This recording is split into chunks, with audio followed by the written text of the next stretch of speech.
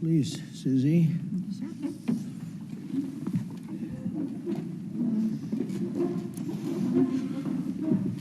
No place like the White House. Do we agree? Agreed. Right, Mr. Kraft?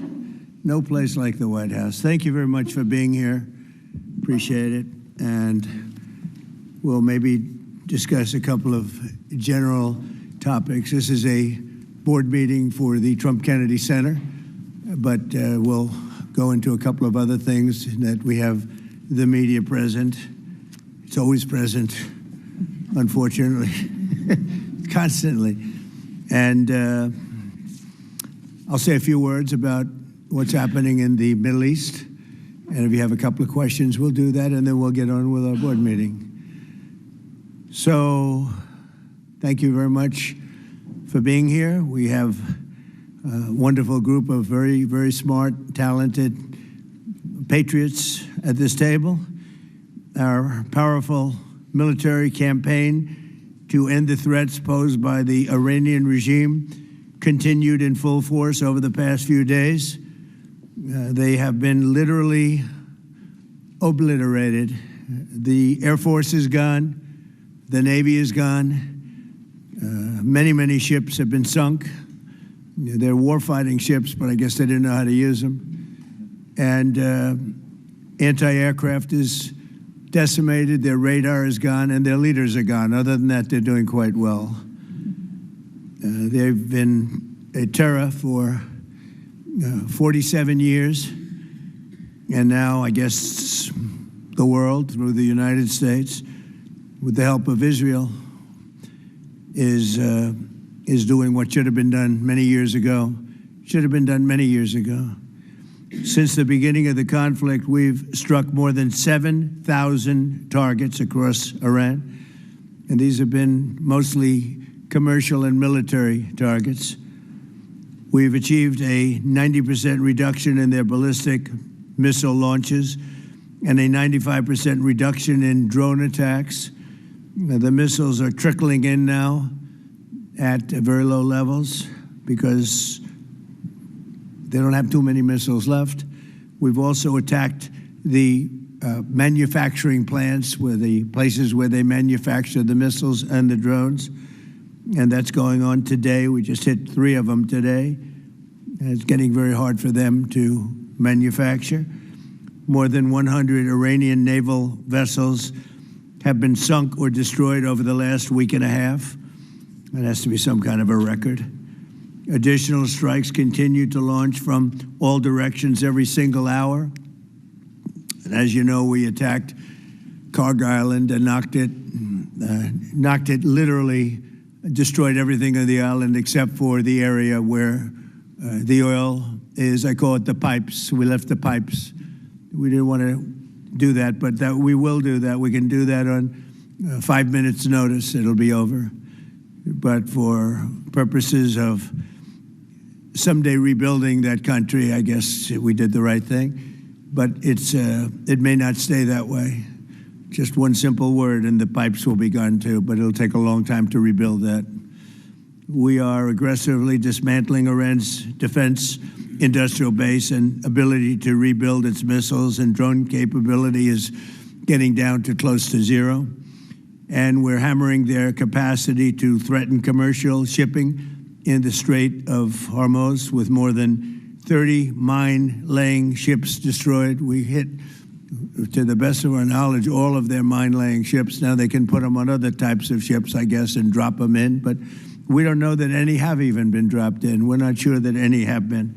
That's a big negative for them if they do it. It's a form of suicide. But we don't know that they have dropped any in. But we've hit all 30 of their ships and destroyed them. They're all at the bottom of the sea.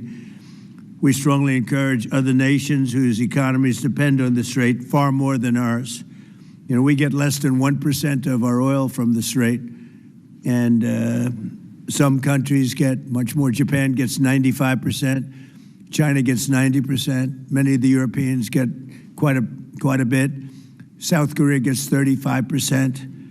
So we want them to come and help us with the Strait.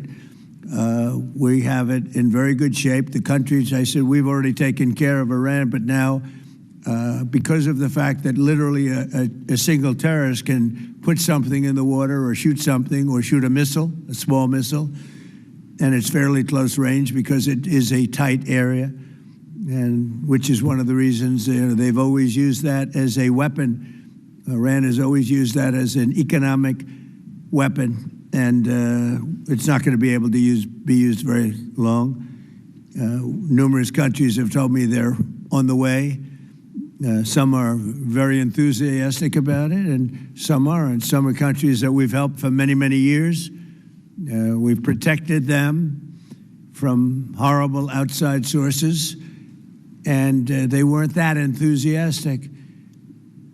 And the level of enthusiasm matters to me. We have some countries where we have 45,000 soldiers, great soldiers, protecting them from harm's way.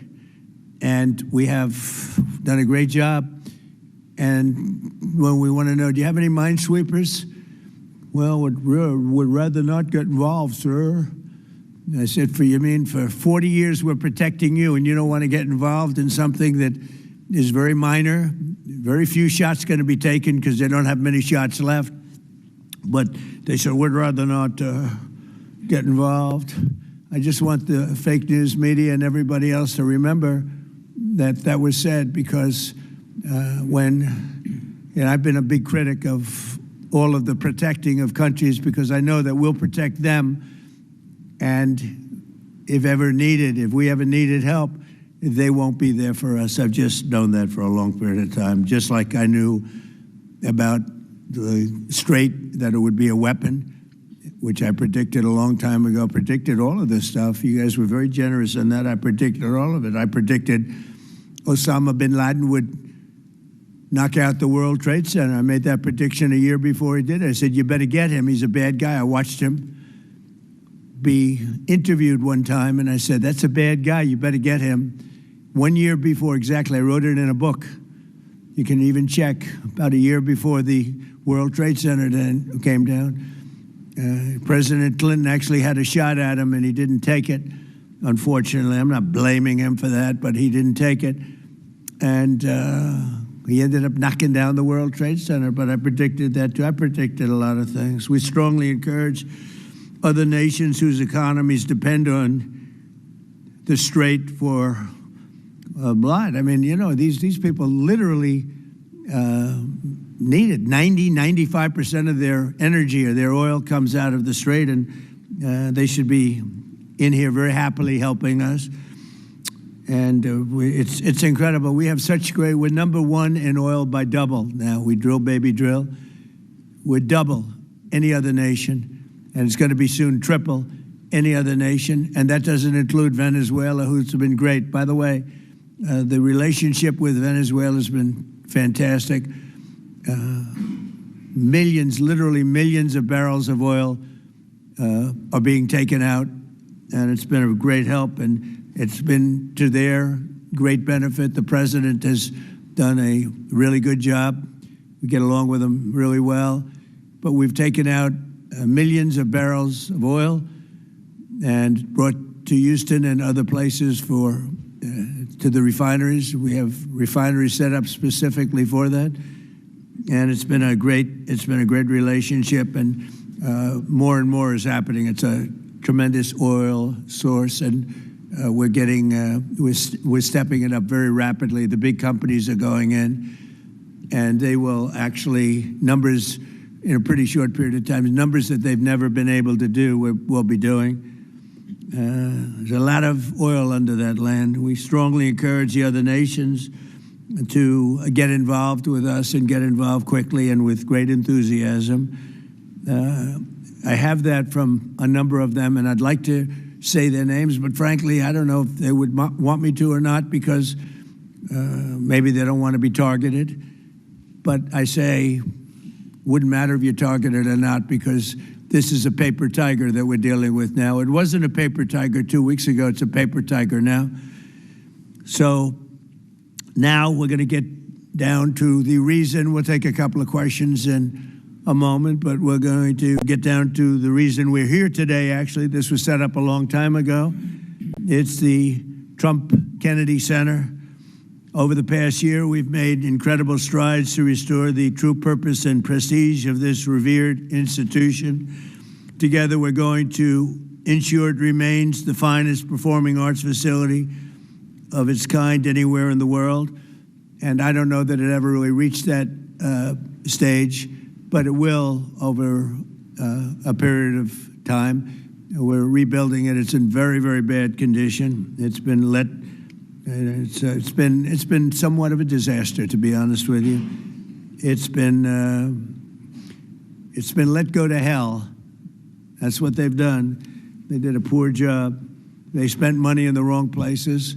They built some theaters underneath that nobody uses, little ones, tiny theaters that cost $300 million. And the money was spent incorrectly, wrong. We're dealing with some networks on the possibility of renting those little theaters. Nobody's going to use them. They want the big halls.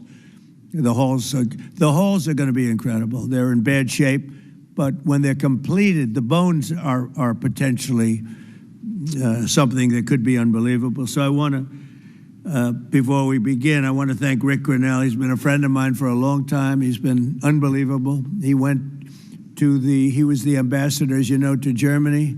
There was no happier woman in the world than Angela Merkel. Angela. She called me, "Thank you, sir, thank you."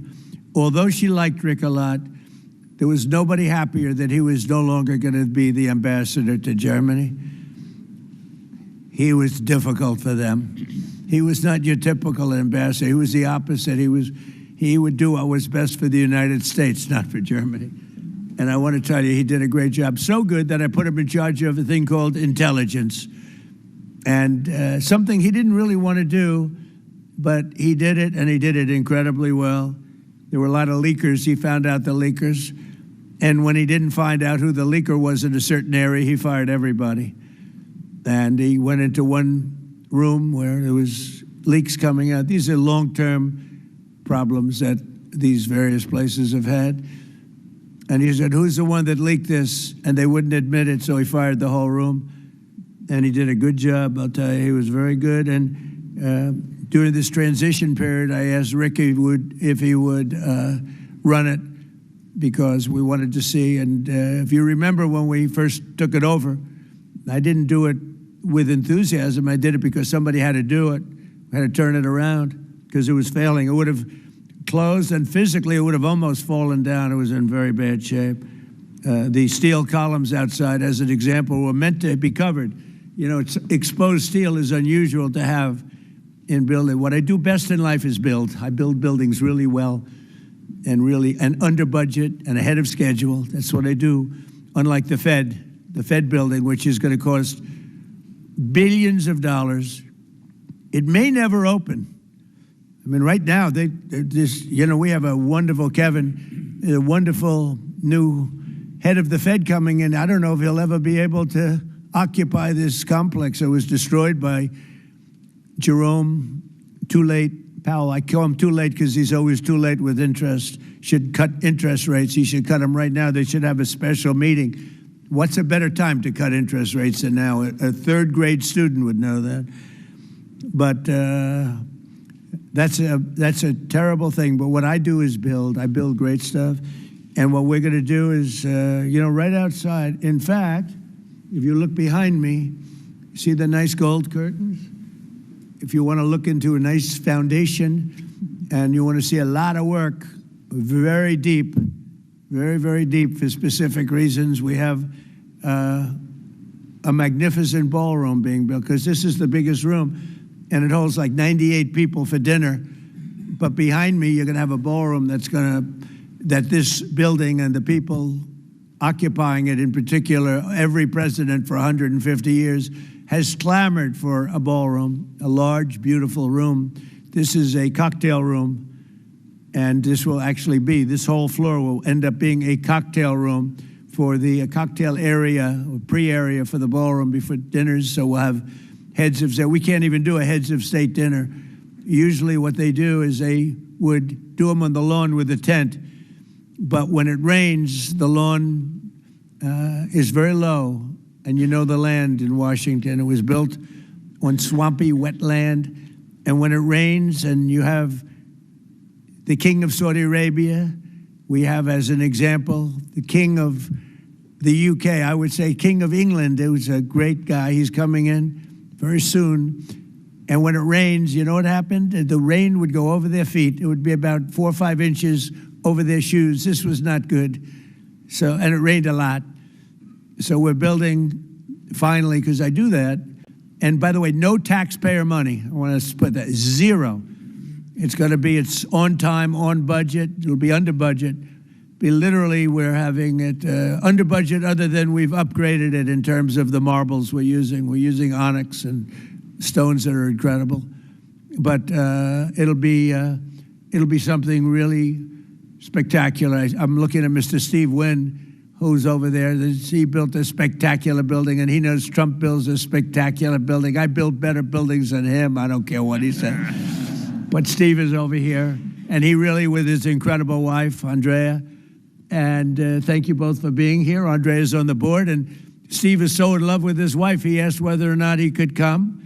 And I can say the same thing for the great Bob Kraft. He's got a wife that's so wonderful. He said, do you think I could come? She didn't have to accept that, you know. She could have said no. But Bob said, I would like to come. So, Bob, we will not let you vote, although his vote would be a good vote. He will vote for the proper thing. But it's good to have you both here. These are two great couples that know a lot about the things I'm talking about, like fixing, whether it's building a stadium or building a building. We know they know how to do it. So thank you, Steve, very much. But we've made incredible strides over the past year. If you remember, I said I want to run it for a year just to see, because the place is falling down. It's horrible. Air conditioning, heating is going to be ripped out in its entirety, and it needs new. It's old. It's, how many years is it, Rick? What's the total? 50, almost, yeah, over 50. And we have 50-year-old air conditioning, more than that actually, and it's in bad shape. Everything's in bad shape. It's got to be redone. So I said, let's run it for a year just to see how it works. It's better than, you can't just go into something and try and figure it out. And we figured it out over the year. And you have to close it, putting new marbles in, beautiful, beautiful marbles. When you do marbles, you can't have people walking over the marble every night as it's drying and setting and going to a play. So we thought the best way, what I know best in the world is construction. The best way to do it is close it, do it properly, and reopen it, have a grand reopening. And when it's finished, it's going to be far better than it was when it was originally built. When it was originally built, it was good. It has one thing that's very good. It has great sound. I think there's a lot of luck in sound. You have some of the big opera houses. I don't want to get involved with saying which one, but in New York, as an example, where the acoustics were never good, and they've ripped it apart 4 times and rebuilt it, and it was never good.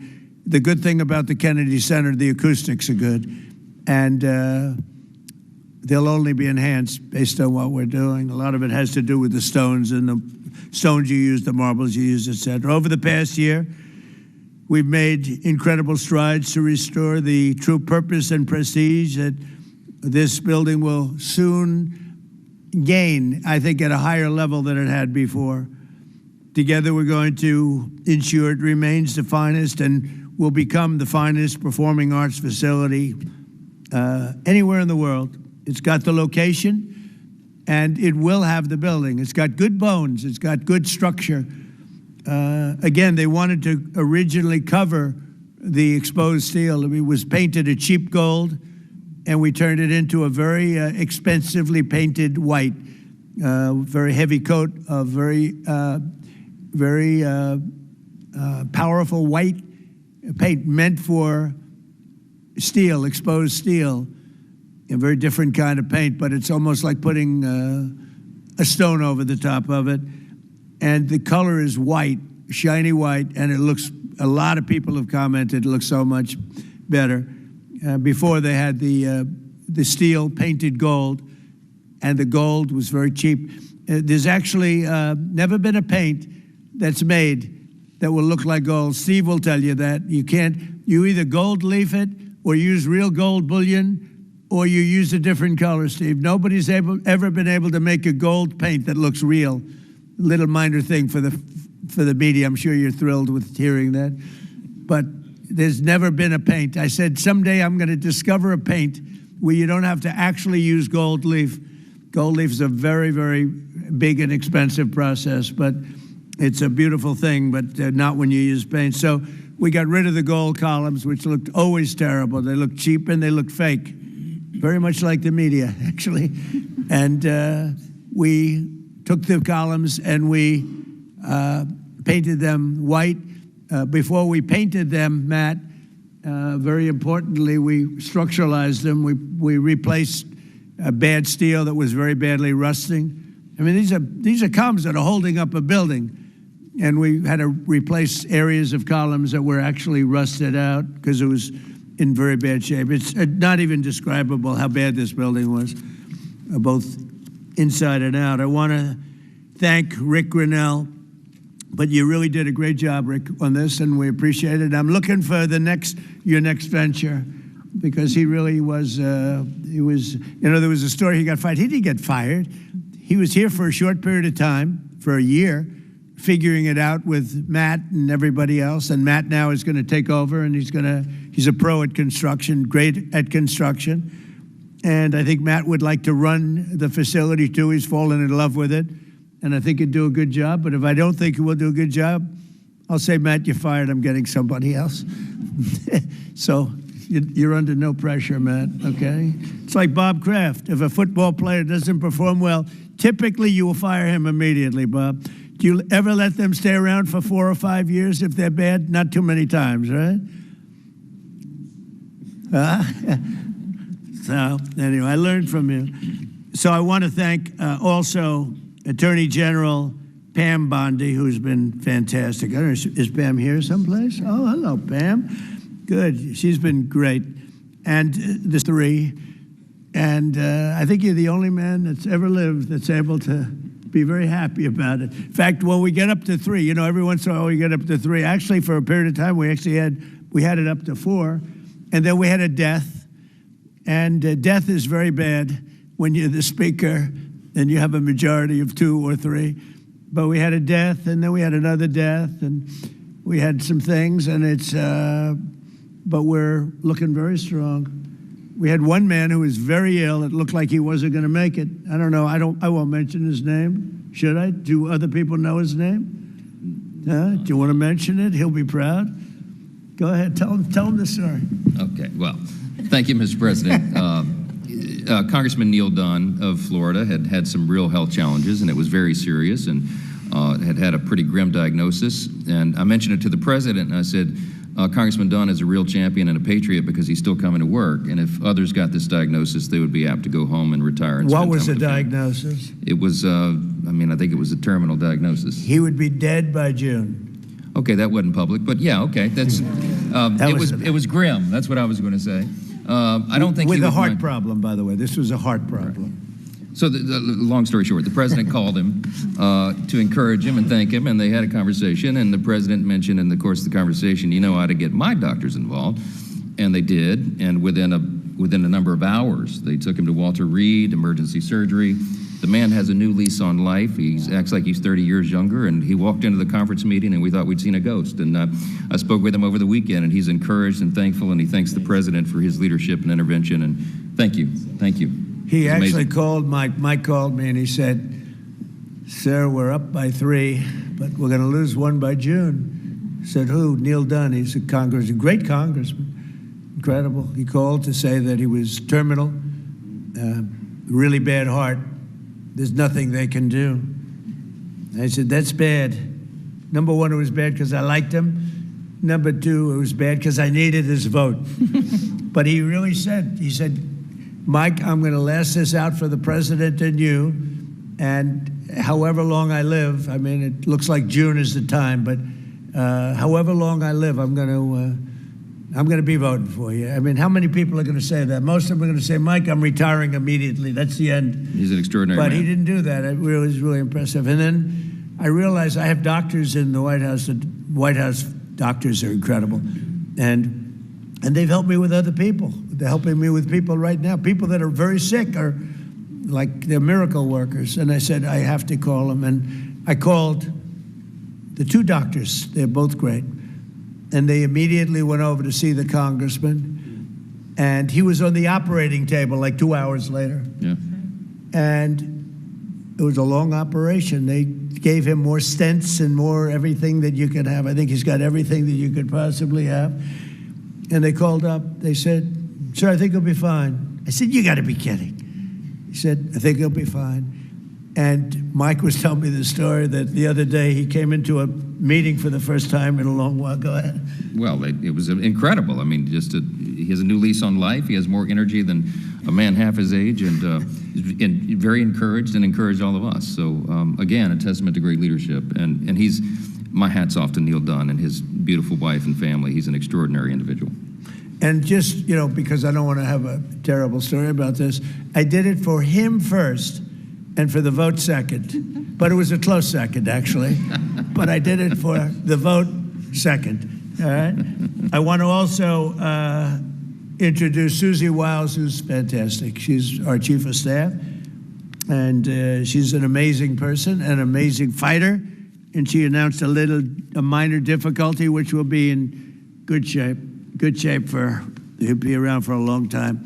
She had a diagnosis, you probably saw it, and she's gonna take care of it immediately, as opposed to waiting. She said, let's do it now. I said, do it immediately, because with that particular ailment, the faster the better. That's the only thing I know about it. The faster the better. She's gonna do it immediately. So she just started, actually, and she's gonna be in great shape. The prognosis there is excellent, beyond excellent.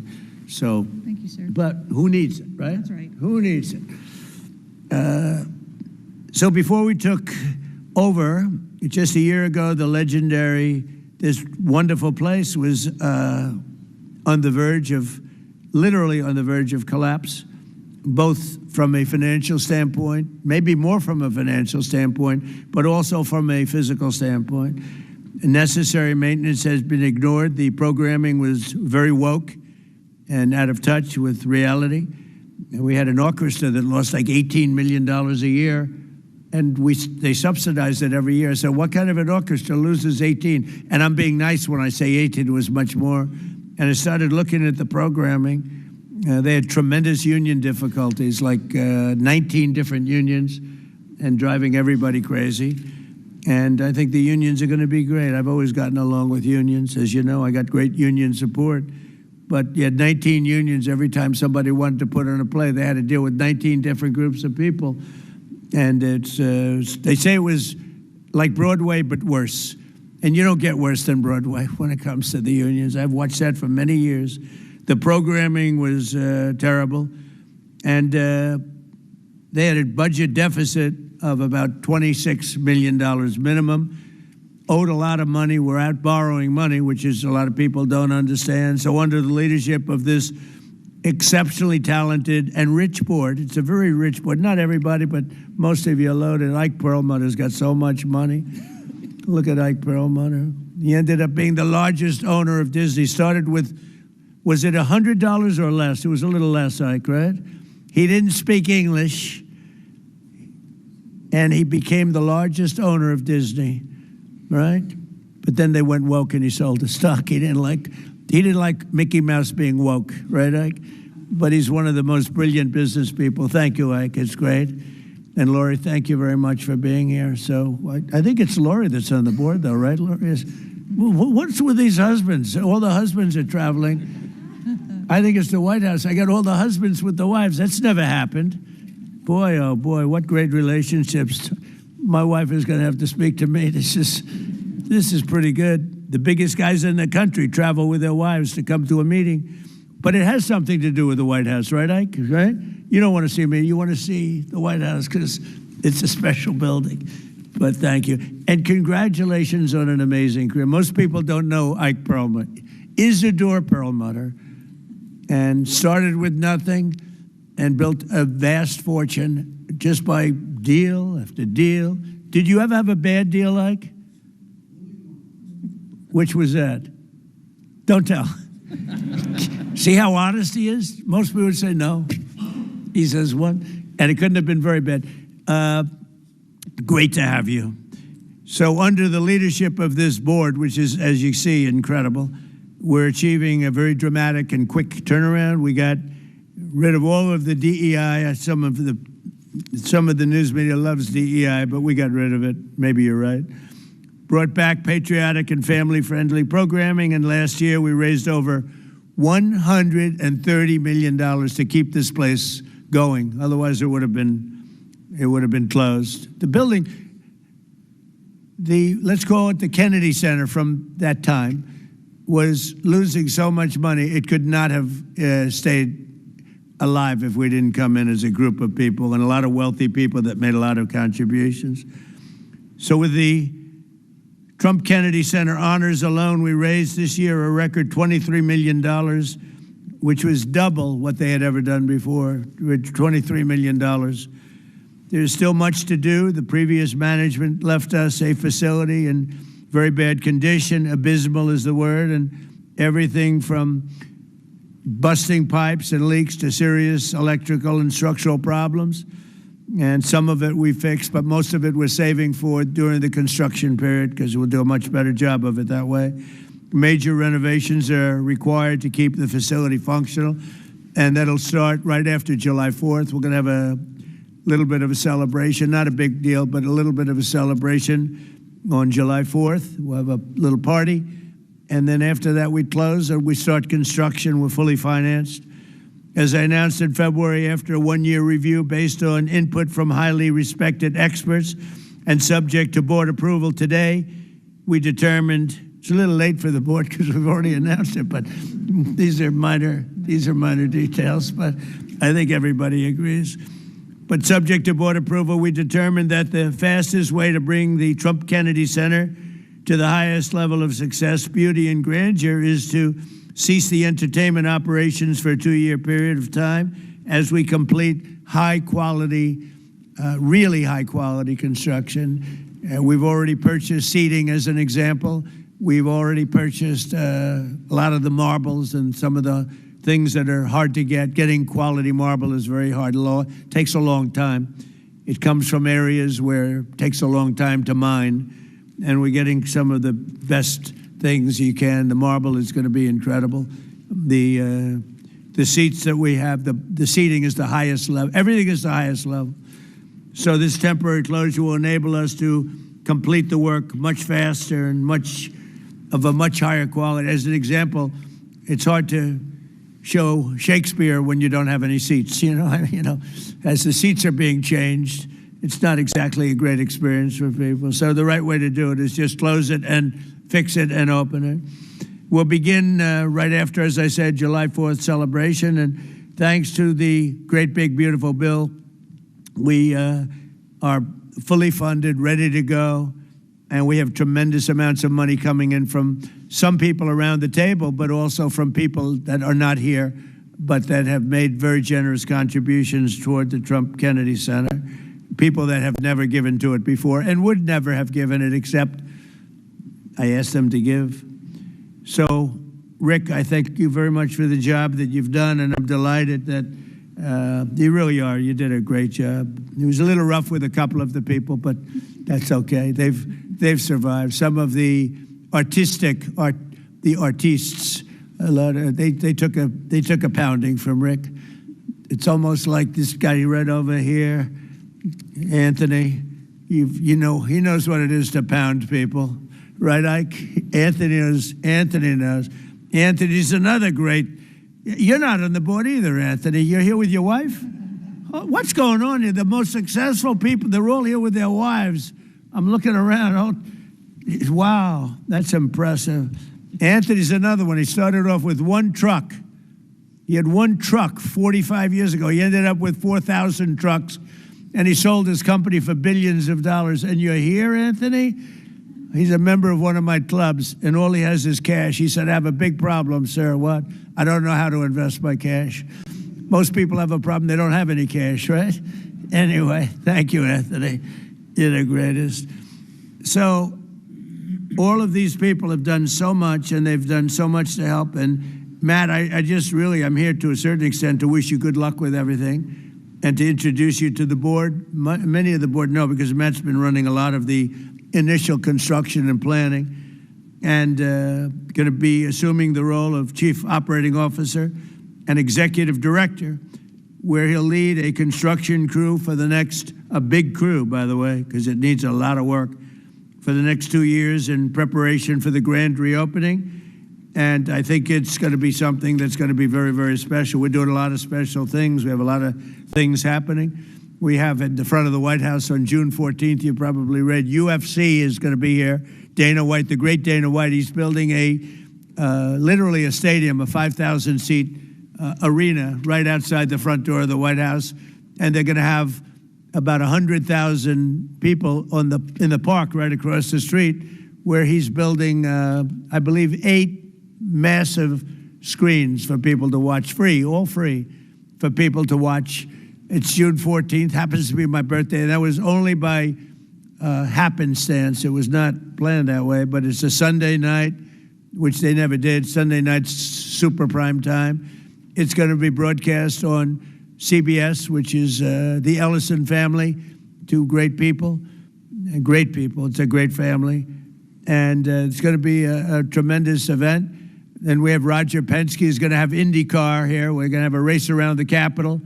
That's going to be in August. So we have that. And we have a tremendous number of things. We have the Olympics, we have the World Cup, and we have the 250. And as you know, I was responsible for getting the Olympics. Actually, Bob Kraft helped me. And he helped me with the World Cup, too. You were very good. Who could be better, right? But he helped with the Olympics and the World Cup. But we have the Olympics coming. I was responsible for that, right, Bob? We have the World Cup coming right now, and I was responsible for that. Then we had a rigged election, and because of that, I was always very upset. When I got the Olympics, I said I won't be president because it was last term if I went by the normal progression. And then I said, well, let's see what happens. And then they rigged the election, and I said, let's do it again. And we won in a landslide. And I came back, and I ended up with the Olympics and the World Cup. Somebody said, did you do that on purpose? So I claimed the Olympics, and I claimed the World Cup because I did get both. And then I tried to claim 250-year celebration. I said, I got that. They said, no, you didn't. That one you didn't get. They're giving me no credit for that one, Mr. Speaker. I couldn't. So I gave up on that one quickly. That wasn't working. It wasn't working. But I just want to thank everybody. This board has been incredible, and it's really nice. What we're going to do is we could take a few questions from the press, and then after that we'll have our meeting. And we have a little lunch for the board, so we'll have a little bit of a lunch. And it's an honor to have you all here. It's so many of you, Jimmy, so many of you are friends. It's a great honor to have you here. And we're going to do a great job with the Trump Kennedy Center. Okay, yes, please, CNN. Thank you, Mr. President. I'm not CNN, I'm Daily Wire, but thank you for the question. Numerous countries have told me they are on their way. Can you give us a hint what they are, what that entails, how soon they might be there? You mean who are the countries? Yes, sir. I'd rather not say yet, but we'll be announcing Marco Rubio and the various people that are doing that will be announcing. And I have to tell you, we have some that are really enthusiastic. They're coming already. They've already started to get there. You know, it takes a little while to get there. It's like, in some cases, you have to travel an ocean. So it doesn't go that fast. But it'll go fast, and we have some that are fairly local that are doing it, but we'll give you a list. Some are very enthusiastic, and some are less than enthusiastic, and I assume some will not do it. I think we have 1 or 2 that will not do it that we've been protecting for about 40 years at, tens of billions of dollars, Mr. Speaker. So I'll be reporting that to you in the House and the Senate. And I'll say, why are we protecting countries that don't protect us? And I've always felt that was a weakness of NATO. We were going to protect them, but I always said, when in need, they won't protect us. Now, this isn't need. Need would be one of the big boys. But I will say that we built the greatest military in the world, and we protect people. And if we need their mine boats, or if we need anything, any piece of apparatus that they may have because of a situation that they have, they should be jumping to help us because we've helped them for years stay out of wars. Yeah, please. Thank you very much, Mr. President. Can you tell us if you have spoken with French President Macron about the coalition to reopen the Strait of Hormuz? Have you been speaking with the French President? What does that mean? Have you been speaking with the French President Macron about the coalition to reopen the Strait of Hormuz? Yeah, I have spoken to him. He's been on a scale of 0 to 10. I'd say he's been an 8. Not perfect, but it's France. We don't expect perfect. Are you confident that France will help with the reopening of Strait of Hormuz? Yeah, I mean, sure. I think he's gonna help. I mean, I'll let you know. I spoke to him yesterday. I don't do a hard sell on them because my attitude is we don't need anybody. We're the strongest nation in the world.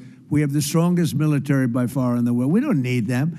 But it's interesting. I'm almost doing it in some cases, not because we need them, but because I want to find out how they react.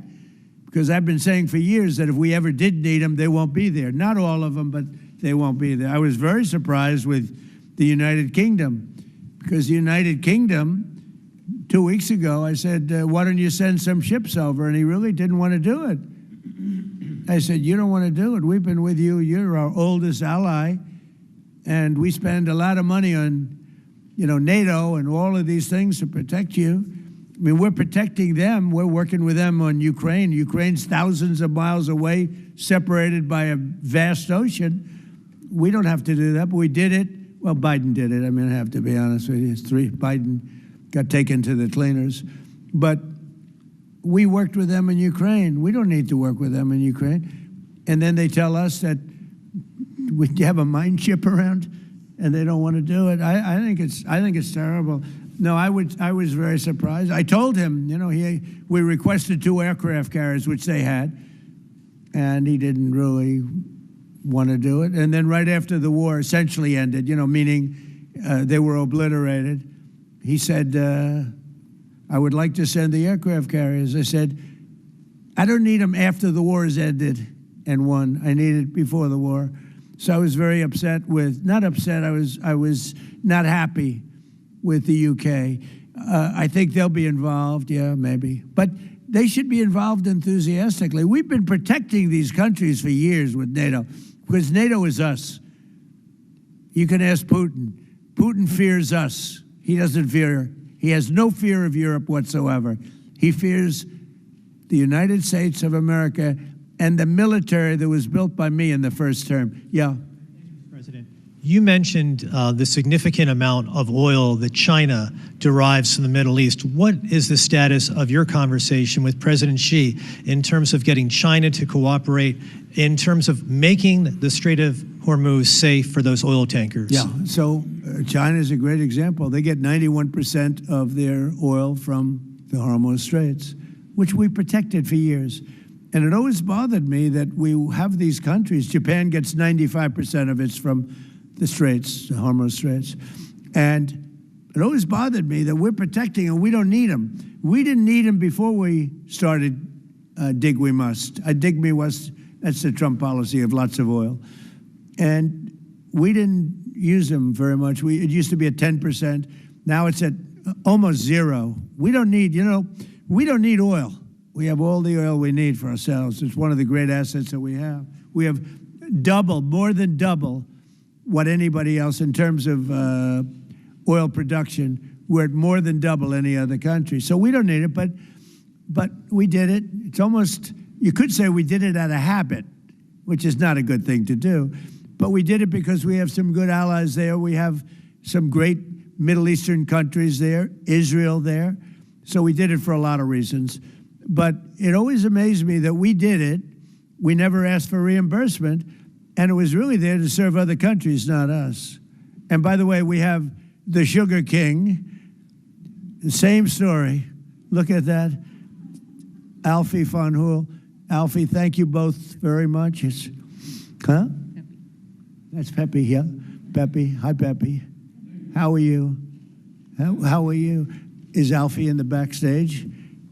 No. Is he sitting back there waiting for you? No?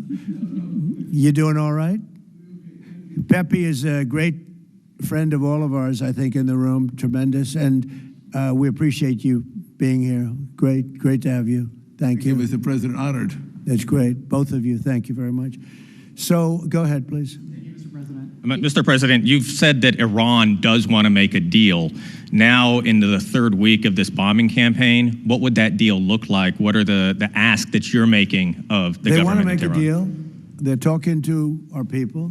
I don't know if they say that to you. Maybe they do, maybe they don't. Don't forget, they are a country that for years, I didn't know this until recently, they're a country based on disinformation. And now they're using disinformation plus AI. And that's a terrible situation. That's a terrible situation. They showed all sorts of things happening in the last 2 weeks that never happened. Between their kamikaze boats that don't exist, between blowing up the aircraft carrier, one of the great ships in the world, the Abraham Lincoln, on fire. They showed it on fire. I called the general. I said, General, what's with the Abraham Lincoln? It looks like it's burning down. No, it's not burning down. Not a bullet was ever fired at it, sir. They know better. They said, this is my first glimpse of AI and what they've done with it. They showed buildings in Tel Aviv burning to the ground, high-rises burning. They showed buildings in Qatar. They showed buildings in Saudi Arabia burning, and they weren't burning. They weren't hit.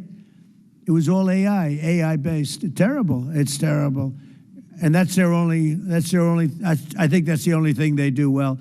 They're negotiating, and we always talk. When, somebody said, well, would you talk? Why would you even talk to them? I talk to everybody because sometimes good things come out of it. But I don't know if they're ready yet. They're taking a pounding. I don't know if they're ready yet. And we don't even know their leaders. Look, all of their leaders are dead, as far as we know, but they're all dead.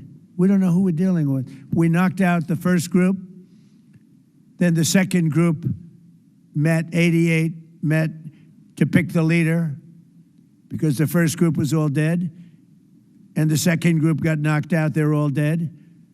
Then the third group met. I would think they're a little nervous about meeting. I don't know if they're nervous. Maybe they're not. Maybe they're crazy. If they're not nervous, then they're crazy.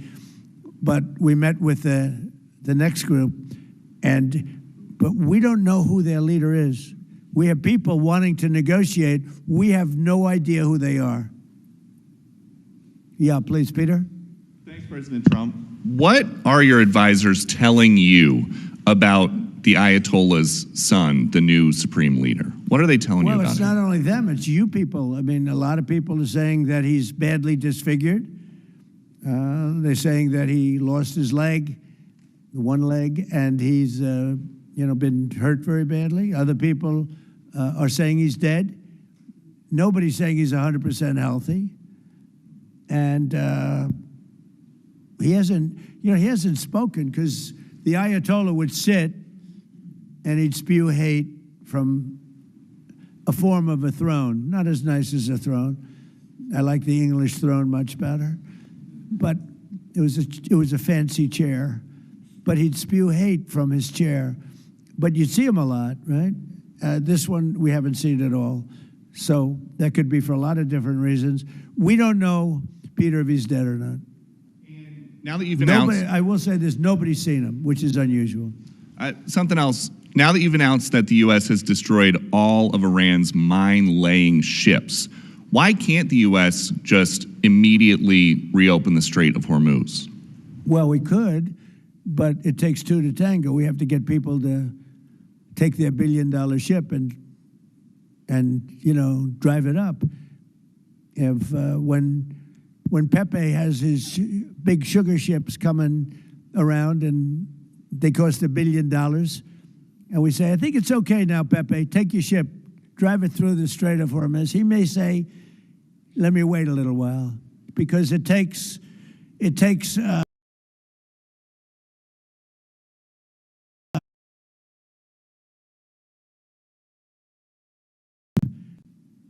They can cook. I think you'll be okay. They got to know it. So they don't have to set, we don't know if they even set any mines.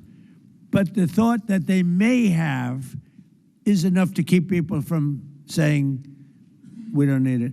Now, we are pounding that area, that coast, as you know, left side. We're pounding it, like really pounding it hard. And again, they may have no mine set. We hit every one of their mine droppers. They call it the mine layers, right? The ships. They're pretty sophisticated ships. Every one of them is gone. But it only takes one. So it's a little unfair. You win a war, but they have no right to be doing what they're doing. But we're hitting them very hard. And today is a big day where we're pounding a certain area that has very much to do with the Strait. And I think we'll get it going very soon. In addition, we do have other nations coming in. You need people to watch and people to see. We have other nations coming in. Yes, please. If the United States is working to secure the Strait of Hormuz for the benefit of other countries like China, and our allies aren't yet stepping up to your standard, is the United States getting back to being the world's policeman? Look, the United States should not be very much involved. They can on a certain basis. They've been doing it for a long time. But I've always said, if you look back years ago, I said, why aren't we being reimbursed? These are the richest countries in the world. Why aren't we being reimbursed for maintaining the Hormuz Strait? And why aren't we being reimbursed for that? I've said that for years. You can go back. They reported on it yesterday. I've been saying a lot of things about the Straits. Number one, I said it's the one advantage they have, but that's a suicidal advantage because they kill themselves more than they kill the rest of the world. And there are things you can do with time. There are other things you can do, but I think we're going to have the situation straightened out pretty quickly, and I think we're going to have some good help, and I think we're going to be disappointed in some nations too. And I'll let you know who those nations are. One of your advisors, David Sachs, said the other week that the U.S. should, quote, declare victory and get out of the Iran war. Yeah, he also warned that if the conflict escalates, Israel may contemplate the use of a nuclear weapon. Has he shared that assessment with you? No, he hasn't. Israel wouldn't do that. Israel would never do that. And there's a theory. You've pounded them to hell, and you could just leave now, and it'll take 10 years for them to build back not nearly what they have right now. And I guess that's another theory, but we want to have it ended so that another president doesn't have. Look, for 47 years, no president was willing to do what I'm doing, and they should have done it a long time ago. It would have been a lot easier. There's no president that wanted to do it, and yet every president knew. I've spoken to a certain president, who I like, actually, a past president, former president. He said, I wish I did it. I wish I did, but they didn't do it. I'm doing it, yeah. Which president? I can't tell you that. I don't want to embarrass him. It would be very bad for his career, even though he's got no career left. Go ahead, President, please. you mentioned. How about the man right Thank you, sir. Mr. President, you mentioned that you're not entirely sure who you're dealing with, who the leadership is in Iran. Do you see a viable opposition movement still in that country following all of the protests that we had seen before the airstrikes and kind of an opposition movement that could become a viable leader in Iran? Well, the biggest problem, and we have brave people in this room, but the biggest problem that I see is that, they put out a warning, and we have the warning. We get everything they get. And it said any protester that goes onto the street will be immediately shot and killed. This is a little tougher than the American way. This is not quite as tough as, nobody can believe it. So I can't imagine, they don't have guns. And the other ones have guns. Highly sophisticated machine guns and AK-47s and other kinds of guns. And they did that with the women. So the women had 250,000, even 500 people protesting a year ago. And they shot women right through the middle of the forehead with snipers. And they didn't have to do many. About 10 went down bleeding profusely, and 250 to 500,000 women went running in the other direction because they can be brave, but they're not stupid. And they have no gun. And you have snipers in buildings specifically for this reason. So a woman goes down falling, bleeding from the head, and it doesn't take long for that to spread. And when that spreads, that crowd dispenses. And nobody else has been able to do that to the extent that these people are violent. They killed a minimum 2 weeks ago, 32,000 people. So, and they put out actually a notice 2 days ago, if you protest, you will be shot and killed. So, I don't know. I would say Mike Johnson's the only person I know who has the courage to go out in that kind of an atmosphere. I don't think so. Yeah. Have your advisors told you anything in terms of how long we can expect gas prices as high as they are right now? I don't need advisors to tell me that. I know what it is.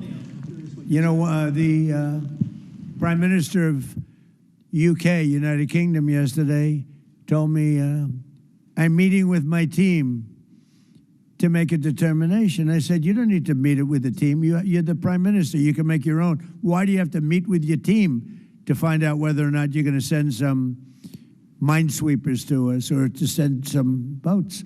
I said, you don't have to meet with your team. It's the same thing here. I can tell you that when this is over, oil prices are going to go down very, very rapidly. So is inflation, so is everything else. But frankly, much more important than short-term or even long-term oil prices, you can't let the most violent, vicious country in the last 50 years have a nuclear weapon, because the Middle East will be gone, Israel will go first, without question, and they'll certainly take a shot at us before we get our act together and say we got to take them out. You can't let Iran, who's truly a nation of great terror and power. Look what happened in the last 2 weeks. They weren't supposed to go after all these other countries in the Middle East. Those missiles were set to go after them. So they hit Qatar, Saudi Arabia, UAE, Bahrain, Kuwait. Nobody expected that. We were shocked. And the other one, you know, they fought back. They could have yielded. But think of it, if we weren't around, they had tremendous power. They had thousands of missiles, most of which we've terminated. They had thousands of drones. They were making drones and missiles all over the place. We've knocked out most of those factories. I mean, now they're sending out 2 or 3 missiles. Now, you know, they've still got some. They might have 8% left. But mostly they've been eliminated. They've been terminated by what we did and what Israel did too. Yeah, please. Israel is expected to expand its ground offensive in southern Lebanon to go after Hezbollah. Have you discussed that with Israeli leaders? Yeah. And does the United States support a potential Israeli invasion of Lebanon? Yeah, no, I did. And I know look, Hezbollah is a problem. It's been a problem for a long time, not just now. And it's a certain area, because I was with the other night a person whose parents live in Lebanon. This is a very substantial person, wealthy person, whose parents live in Lebanon. I said, really? How do you live in Lebanon? Your parents are living? Oh, yeah, they live there. And over the years, they've gotten used to the fact that it's being bombed. But they explained to me that it's really a different section of Lebanon. It's the section where Hezbollah is. And they get used to it, I guess. I don't know. I mean, people live in Ukraine. You would think they wouldn't live in Ukraine, but they live in Ukraine. I don't know that I'd do that, but they live in Ukraine. They live in Lebanon. Hezbollah is a big problem, and they're rapidly being eliminated. Thank you very much, everybody. I appreciate it.